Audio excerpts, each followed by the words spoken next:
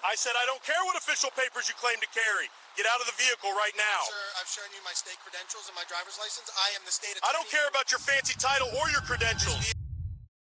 February 14th, 2018, 9 a.m. on Highway 17 in South Carolina. Officer Richard Heel spotted the luxury sedan and decided to initiate what he believed would be a routine traffic stop. Neither man realized this encounter would destroy careers, trigger federal investigations, and expose the devastating cost of racial bias. The morning sun cast long shadows across Charleston County's courthouse district as early commuters began their daily journeys. Highway 17 stretched through the heart of South Carolina's legal corridor, where judges, attorneys, and court staff traveled the familiar route between their homes and the halls of justice. At this hour, the road carried an eclectic mix of vehicles belonging to those who kept the wheels of justice turning. Jerome Hines had been awake since 4:30 that morning, his internal clock finely tuned to the demands of his profession. The assistant state attorney for the Ninth Judicial Circuit had spent the past 4 hours in his downtown office, meticulously preparing filing documents for a complex civil rights case that required submission before the court's 9 o'clock deadline. His dedication to detail and unwavering commitment to justice had earned him a reputation as one of the most thorough prosecutors in the state. At 42, Hines embodied the American dream, realized through determination and exceptional ability.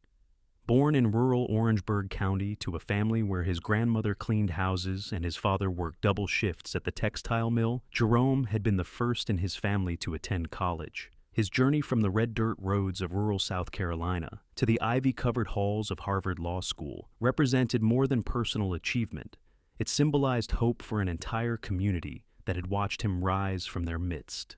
The black luxury sedan he drove reflected not ostentation, but the practical needs of a professional whose reputation demanded a certain level of presentation. As a civil rights specialist who frequently prosecuted cases involving police misconduct, Hines understood the importance of projecting competence and respectability in every aspect of his public life.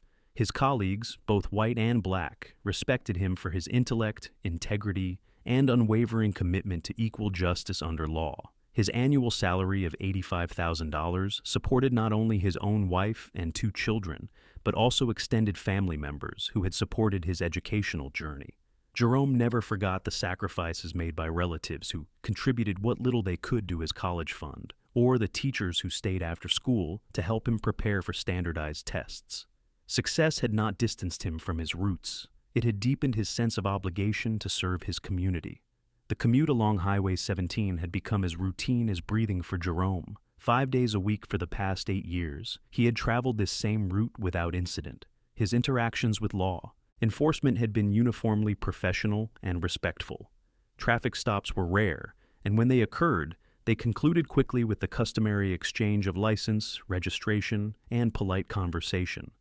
As he guided his sedan through the gentle curves of Highway 17 that Valentine's Day morning, Jerome felt the satisfaction that came from completing important work under deadline pressure. The civil rights case he had just filed represented months of investigation and preparation. Soon he would arrive home to share breakfast with his family before his children left for school. The morning had unfolded exactly as planned, with no indication that his life was about to change forever in ways he could never have imagined. Officer Richard Heel carried the weight of 3 generations of law enforcement legacy on his shoulders, though that burden had warped into something far different from the public service his family originally represented. At 38, he stood as a 15-year veteran of the Charleston County Sheriff's Department, following in the footsteps of his father and grandfather who had worn the badge before him. What began as family tradition had evolved into something much darker, a pattern of behavior that department leadership had willfully ignored for far too long. The complaints against Heel painted a disturbing picture of systematic racial profiling that stretched back nearly to the beginning of his career. 12 formal complaints from minority motorists had been filed between 2015 and 2017 alone, each documenting incidents where Heel had initiated traffic stops without clear justification and escalated encounters unnecessarily. Internal Affairs had dismissed every single complaint, typically citing insufficient evidence or conflicting testimony. Supervisors consistently rated him as satisfactory in performance evaluations, a bureaucratic shield that protected him from meaningful scrutiny.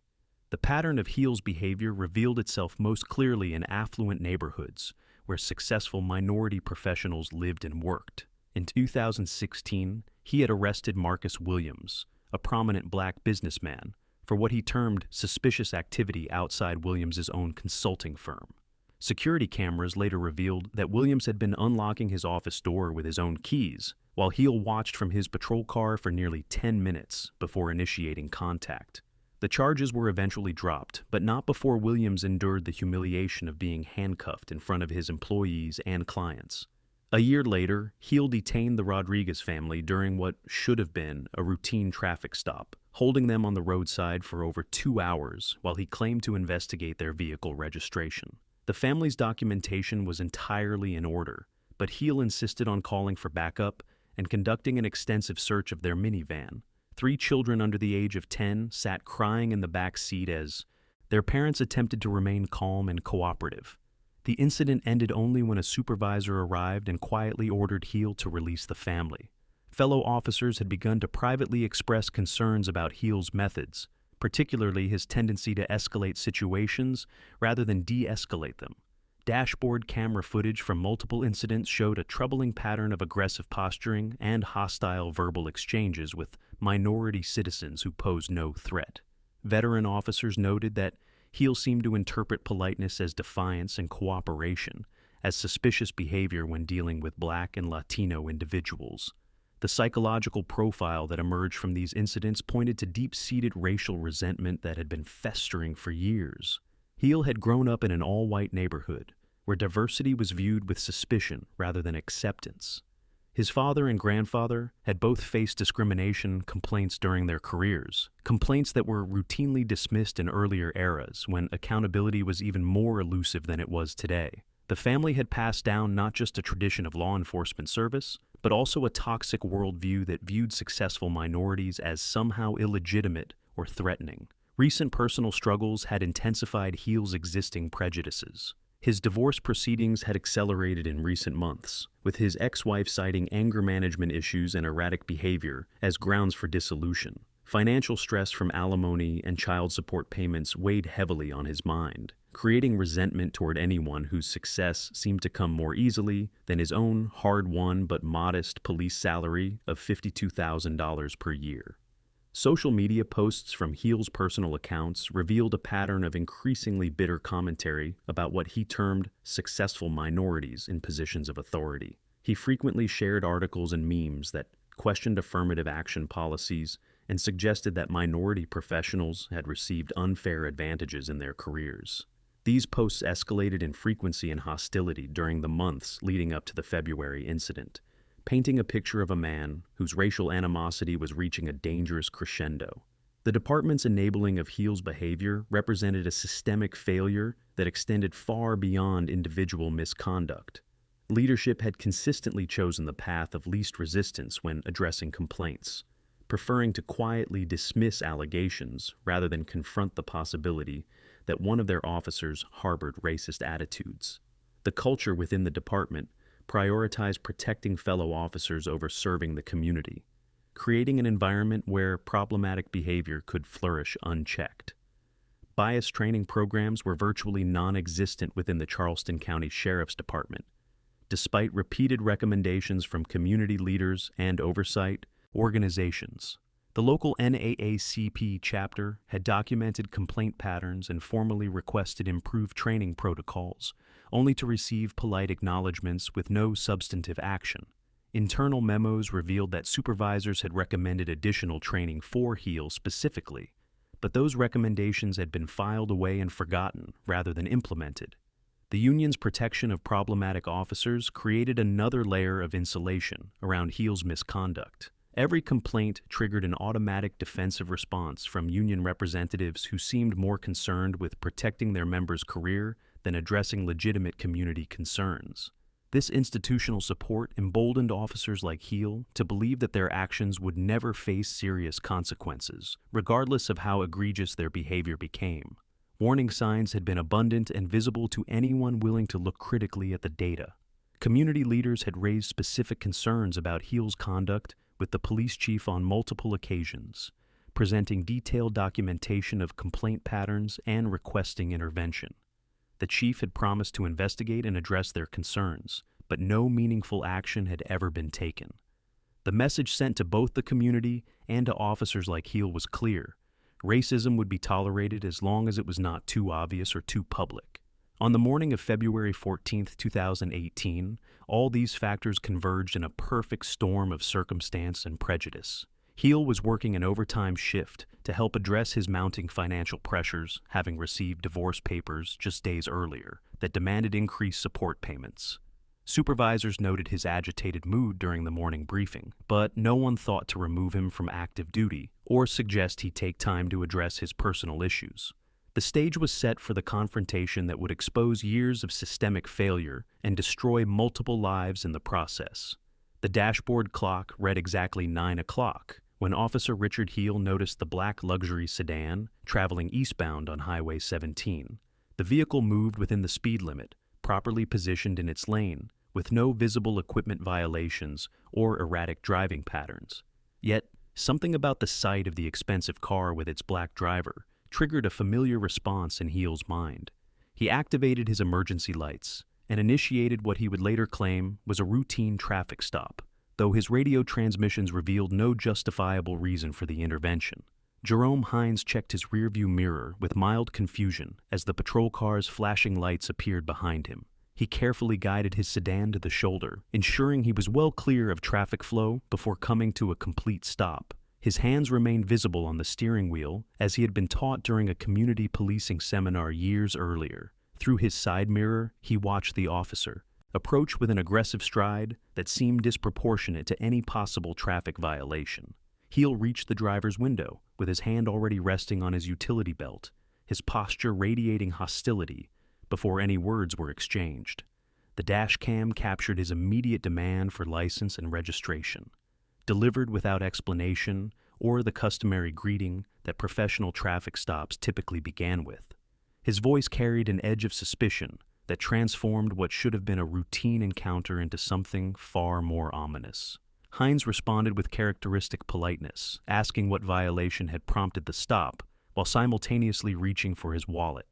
The simple question seemed to inflame Heel's suspicions rather than clarify the situation. The officer's tone escalated immediately, interpreting the attorney's reasonable inquiry as evidence of an attitude problem that required correction through intimidation and authority. The false DUI allegation emerged within minutes of first contact. Despite clear evidence that contradicted any claim of intoxication, Heel announced that he detected the odor of alcohol, a fabrication that would later prove central to the federal charges against him. Hines calmly explained that he had been working since 5 o'clock that morning and offered to submit to any sobriety testing the officer deemed appropriate. His cooperation seemed only to increase Heel's determination to find fault with his behavior. When Hines presented his state bar identification and identified himself as an assistant state attorney, the encounter took a dramatically darker turn. Rather than recognizing the absurdity of his false allegations, Heel doubled down on his suspicions and accused the attorney of impersonating a public official. The irony of a law enforcement officer refusing to accept the credentials of an officer of the court was lost on Heel, whose racial prejudices had overwhelmed any semblance of professional judgment. Morning commuters began to slow and stop as the encounter became increasingly heated. Multiple witnesses emerged from their vehicles with cell phones recording, creating a digital record that would later prove essential to establishing the truth. The growing crowd seemed to further agitate Heel, who threatened to arrest bystanders for interference even as they remained at a respectful distance and offered no physical intervention. The decision to arrest Hines represented a point of no return that would ultimately destroy Heel's career and expose systemic problems within the department. Despite the attorney's continued cooperation and the absence of any legitimate charges, Heel called for backup and announced his intention to take Hines into custody. The fabricated resisting arrest charge would later become the centerpiece of the federal civil rights case, as video evidence clearly showed the attorney's complete compliance throughout the encounter. Handcuffs were applied with unnecessary force, tightened beyond what was required for safety or security. Hines maintained his dignity, even as the humiliation of public arrest unfolded before dozens of witnesses and recording devices. His continued professional demeanor in the face of obvious injustice stood in stark contrast to Heal's increasingly erratic behavior, a juxtaposition that would prove damaging to the officer's credibility in subsequent legal proceedings. The transport to the police station revealed additional layers of misconduct, as Heal made racist comments to backup officers who had arrived at the scene. Body cameras conveniently malfunctioned during key portions of the encounter, a technical failure that would later trigger federal investigation into evidence tampering. Heal's instructions to colleagues about supporting his version of events were captured on station security cameras, providing clear evidence of conspiracy to violate Hines' civil rights. At the police station, the booking process unfolded under the watchful eye of security cameras that Heal could not control or manipulate. Hines' requests to contact his supervisor were initially denied, with Heal interfering with his constitutional right to legal representation. The arrival of colleagues from the prosecutor's office created an uncomfortable situation for other officers who began to question the validity of Heal's accusations. Evidence tampering began almost immediately as Heal crafted a police report that bore little resemblance to the actual events captured on multiple recording devices. His false narrative described an intoxicated and belligerent attorney who had resisted arrest and threatened violence, allegations that video evidence would definitively refute. Attempts to delete dashcam footage and intimidate witnesses represented additional federal crimes that would ultimately result in conspiracy charges. Within hours, local news outlets picked up the story, as social media footage went viral across multiple platforms. The attorney's reputation faced immediate scrutiny, while Heal received reflexive support from his union representatives. The racial dynamics of the encounter became the central narrative as commentators and activists recognized the broader implications of the incident. The contrast between the two men's behavior during the crisis revealed fundamental differences in character and professionalism. Haines's continued respectful address of the officer who was destroying his reputation demonstrated a level of grace under pressure that impressed even his critics. Heal's increasingly defensive and erratic responses exposed his unsuitability for law enforcement work and his dangerous racial prejudices. The system's initial response favored the officer over the prosecutor, with department leadership expressing support for Heal's actions before conducting any meaningful investigation. Internal affairs began what they termed a routine investigation, while federal authorities quietly monitored the situation. The community's demand for immediate action created pressure that would ultimately force accountability, but not before both men's lives were irreversibly altered by a traffic stop that should never have occurred.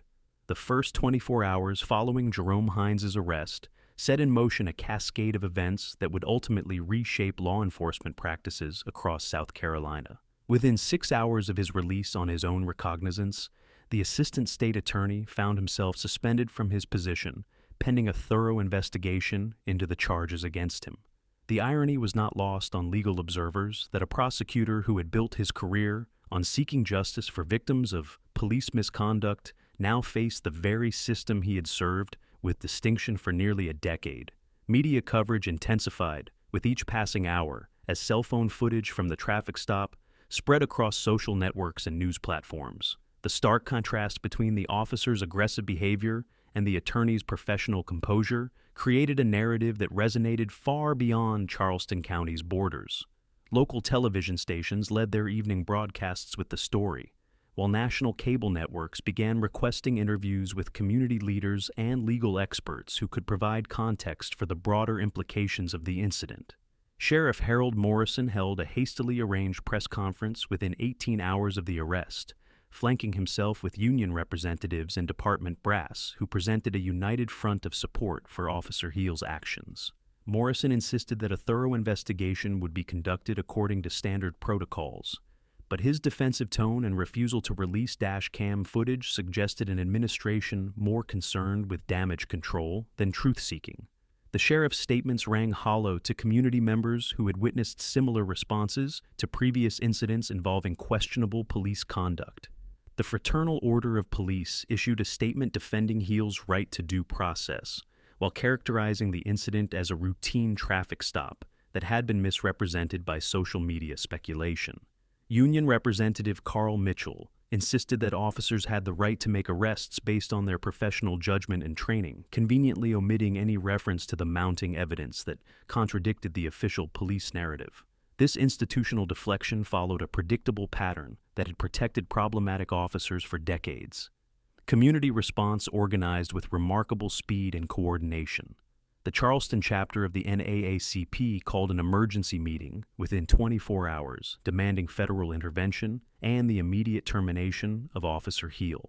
Reverend Marcus Washington, a prominent civil rights leader, organized protests that began gathering momentum, even as city officials scrambled to contain the growing controversy. Local business leaders, many of whom had worked professionally with Hines, expressed deep concern about the racial climate that the incident had exposed. The South Carolina Bar Association issued an unprecedented statement of support for Hines, describing him as a prosecutor of unquestionable integrity whose arrest appeared to be without merit.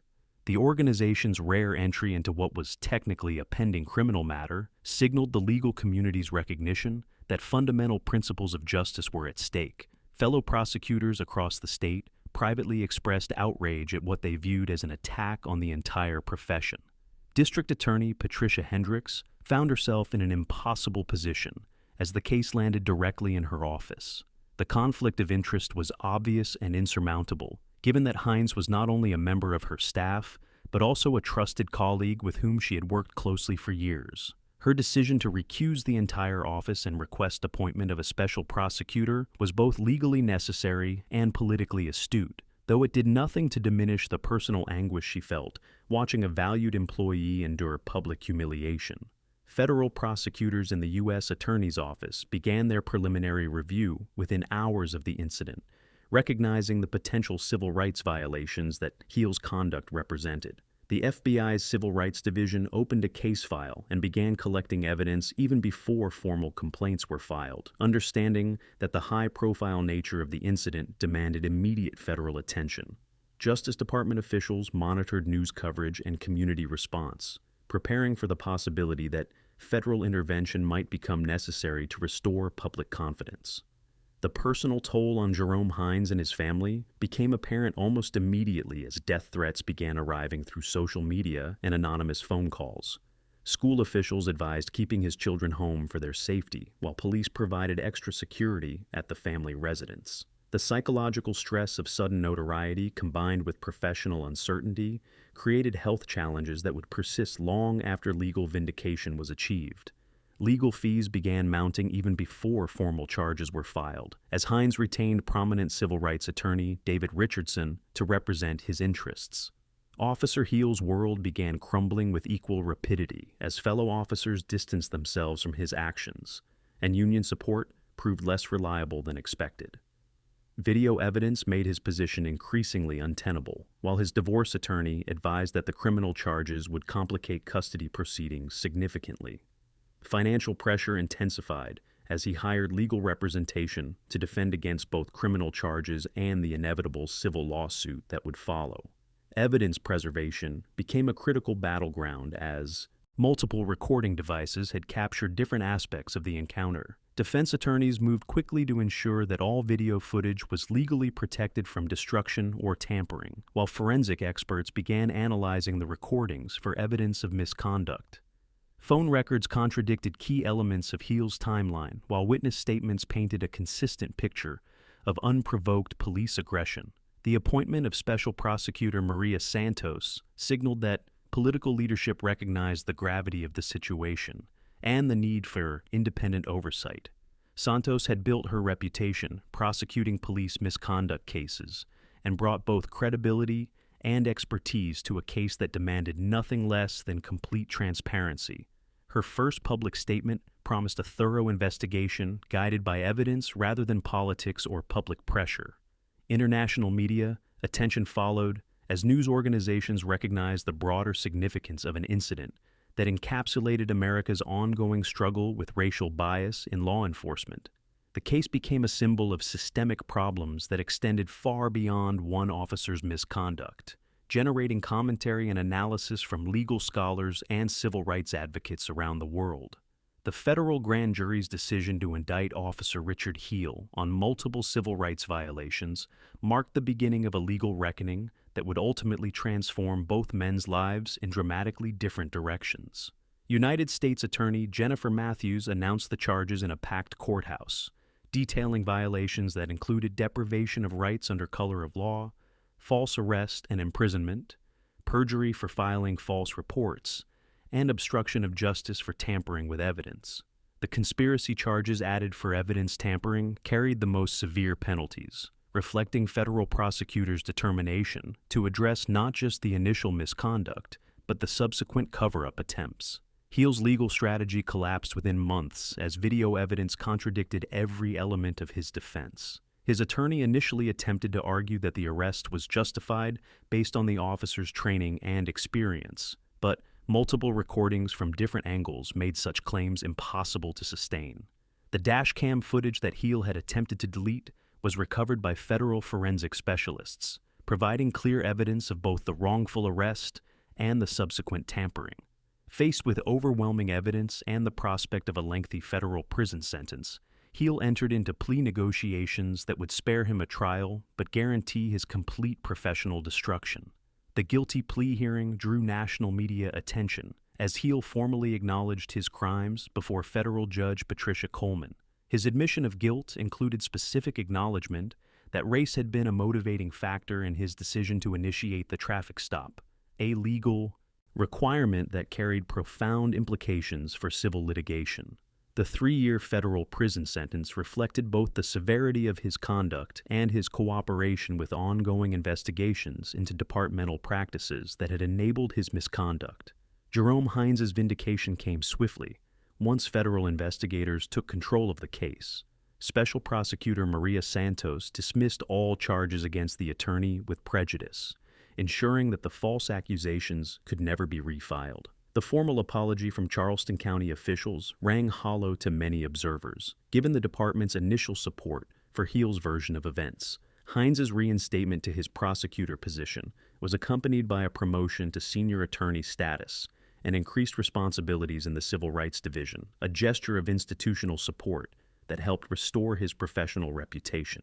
The civil settlement negotiations revealed the true financial cost of systemic racism within law enforcement.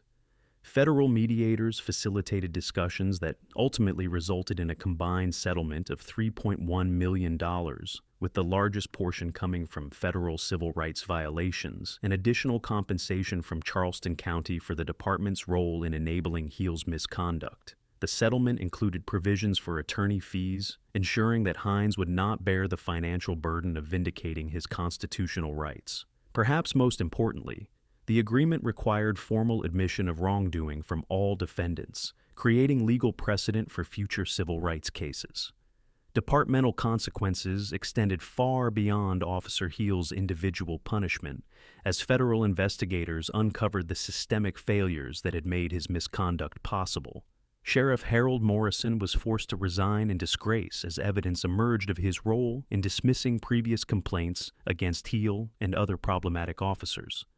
5 supervisors faced disciplinary action ranging from suspension to termination, sending a clear message that enabling misconduct carried professional consequences. The federal consent decree imposed on the department mandated comprehensive reforms under ongoing judicial oversight.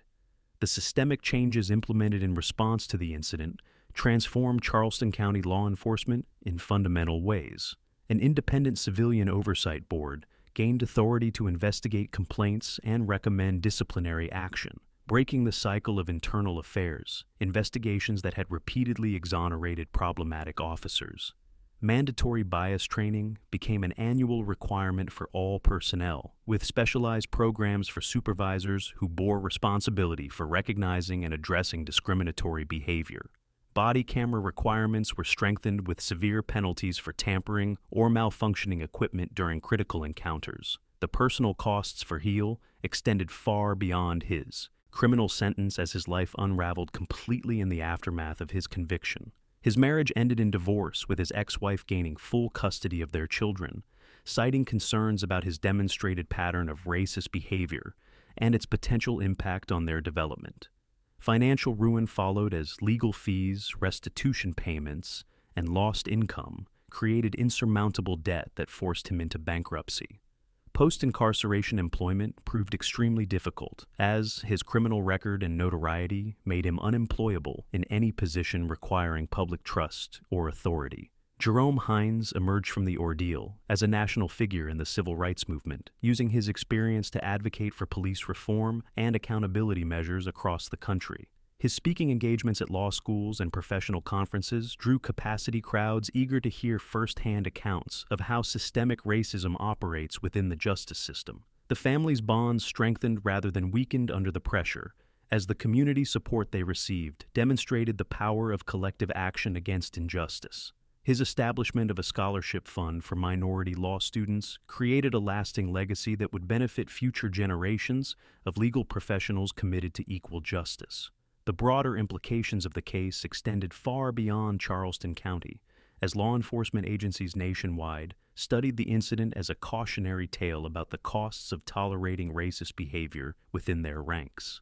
Federal legislation references the case as an example of why enhanced oversight and accountability mechanisms are essential for maintaining public trust in law enforcement. Academic studies of racial profiling frequently cite the incident as evidence of how individual prejudice can flourish within institutional cultures that fail to address discriminatory practices effectively. The financial resolution demonstrated both the monetary cost of civil rights violations and the importance of using settlements to create positive change within affected communities. Hines's decision to use a substantial portion of his settlement to establish a community legal clinic provided ongoing benefits that extended far beyond individual compensation. The clinic's work defending civil rights and providing legal services to underserved populations created a permanent institutional response to the injustices that the original incident had exposed. Today, the case remains a powerful teaching tool for justice reform. Advocates who point to both the devastating consequences of unchecked police misconduct and the possibility of meaningful accountability when communities demand change. Hines continues his prosecutorial career with enhanced authority and respect, while the department operates under federal monitoring that has significantly improved its relationship with minority communities. The documentary serves to remind viewers that racial justice requires constant vigilance and that even the most respected professionals remain vulnerable to discrimination based solely on the color of their skin.